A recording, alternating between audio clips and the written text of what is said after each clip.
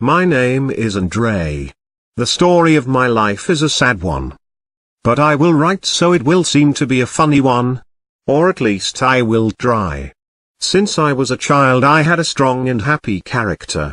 I liked going to school. Just in the first years. Then I started skipping classes. So, as you can imagine, I disappeared from the landscape of my classroom. I didn't like to have cautious friends. I preferred hooligans and their life. Now I regret that choice. But still, I am happy. Because I understood that obstacles in life come by the will of God. There are still people who can offer you a second chance. Let's thank God that people didn't forget to help each other. At least some of them. The years have passed. Now, looking back, I can say, what the hell did it happen? I've been through all land and I kept the memories and experience. I started writing, trying to get along, to reconcile with my conscience.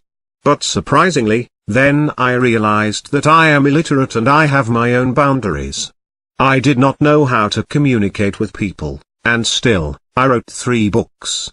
I am sure that if I will learn, a lot of things will change. And maybe in the future I will become a better person. Happier. Wiser. I know it is late, but maybe my teachers will understand me. I've been in many countries. I watched the wonders which made the local pride. I am sure they didn't know the power of the Dason's blood. Then, they would be silent. Or may have asked, where are your creations? I don't have an answer. Maybe this is how we, the Dason descendant, are. In 2009 I got sick. There was a lot of trouble in my life back then. And life still challenges me. I knew a lot of people and all of them have disappointed me. Not even a single person was close to me during this time. And only my mom understood and forgave me. I want to make her a nice surprise, to finish school and get my diploma. My sister's already finished universities. It's embarrassing for me to have only 7 classes. Maybe I'm ready to change my life. The only thing left in my life is the desire to become a better person. For this I need to change myself so my friends to understand me. I don't have to forget about the limits of common sense. This is compulsory. There are not so many things about my life in these lines. I don't want to scare, I hope was not wrong writing, and you understanding, that I have still a soul. Peace be with you, good persons.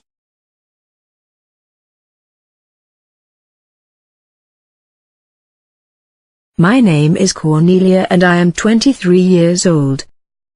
I come from a family with 5 members, my mother, my father and my 2 younger sisters Yulia 22 years and Alexandra 19 years. I was born in Bacau, where my parents come from, and where my story starts. Since I was a child I remember having health problems because I was born prematurely and underweight. The doctors decided to keep me and my mother under control until I was ready to go home. The time I was under doctor's control I suffered a severe anemia, so they decided to make me a blood transfusion.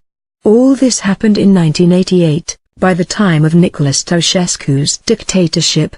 This means that anybody could donate blood, no matter of their health. The blood wasn't tested, so if you had bad luck, you could be infected with an incurable disease, changing your whole life. That was my nightmare. 2 weeks after the transfusion I went back home with my mum, having no idea what just happened to me. When I was 8 years old, because of my father's job, I moved with my family from Bacau to another place in order to attend the school. From my first year of school I caught a flu. I felt sick and I was immediately hospitalized. After some tests they discovered the disease I got as a result of the transfusion. My mother was devastated when she found out, even if she suspected this from several years, but she refused to believe. After I was discharged from the hospital I continued school without special problems until I finished 4th grade. At the end of the summer holiday I got very sick, so my mom decided to freeze the next year. Unfortunately, in the next 3 years I stayed home, but one day I decided to return to school, so I managed to finish 7th grade. In that summer I met a man who accepted me as I was, and he wanted to spend the rest of my life with me. When I was 18 I got married, even though my parents hadn't agreed to the marriage, but finally they accepted my decision. Unfortunately, I was not focused on the school anymore. This summer I really wanted to attend the course of commercial worker, so I called the County Agency for Employment, AJOFM, and I scheduled a meeting. They gave me to fill in some papers, but when I had to write about my studies, they told me, "Sorry, you cannot do the course unless you have at least 8 grades. I was very disappointed because I put a lot of hope in this course. Following their advice, I decided to attend second chance classes, being supported by my husband and my family.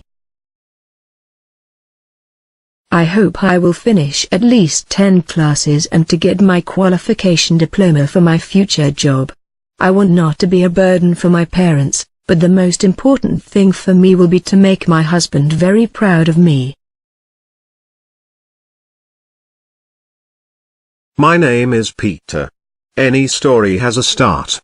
This story is about a class of students who, despite they already are more than 18 years old, they still learn things as small students used to learn. Some people wait for luck to come, but, in my case, I chased the luck, and I became a student in the second chance program, so, I can say that my luck has a name, and she is the headmaster of the school. Even if many times, I felt shaking pants when I had to go to the blackboard and solve mathematic problems, always I returned happy in my place, because I got the result. That is why I and the other boys were proud every time when we saw her in front of us, teaching us percentages, or proportions. As a secret, I can confess that we liked her more in the counseling classes, when she was more close to us, when she used to teach us usual things. It was a pleasure to listen to her, how to prepare a meeting or an interview, what clothes to wear in different situations, especially because many of us didn't have the chance to have parents. If an outsider would enter the class, without knowing us, I bet he would say at first sight, that he got into a police station, or a penitentiary, because of our appearance, strange haircuts, tanned faces, frightened looks.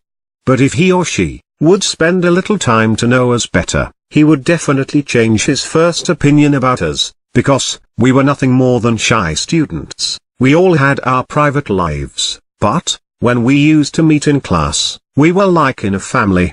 I am very proud of it. Now I have some friends, but in the past years, in other classes, I didn't manage to get along with each other. About teachers, we have only good opinions, even we did a top of favorite teachers on good reasons.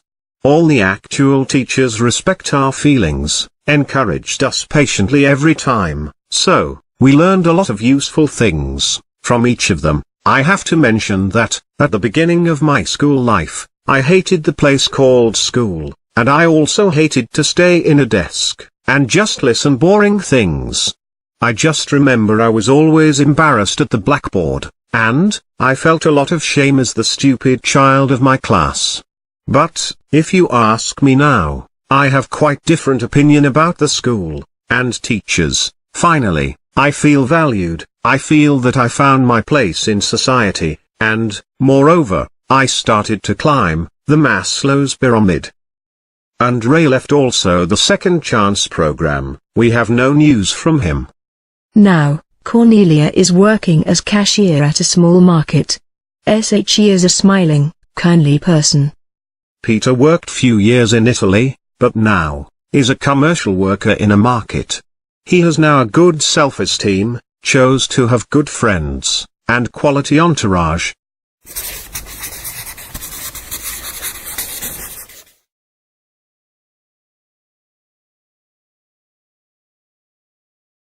The European Commission support for the production of this publication.